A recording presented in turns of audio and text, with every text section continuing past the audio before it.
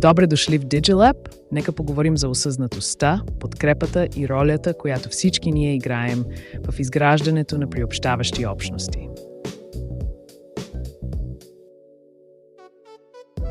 Социалното участие променя животи, особено за хората с интелектуални затруднения.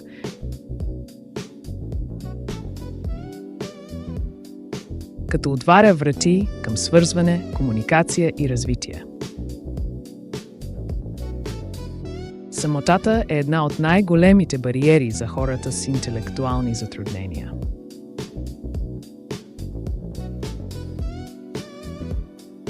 Всяка споделена дейност се превръща в пространство за развитие за всички участници.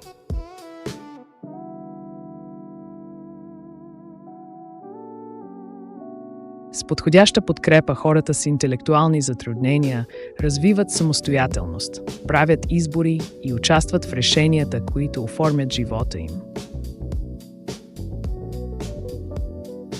Хората с интелектуални затруднения носят умения, енергия и креативност. В спорта хората се подкрепят взаимно, празнуват напредъка и изграждат приятелства. Всеки път, когато човек с интелектуално затруднение бъде видян, чут и приет какъвто е, ние се противопоставяме на предразсъдъците. Заедно ставаме по-силни. Приобщаването не е просто дума, то е начин на живот, в който всеки човек е видян, чут и ценен.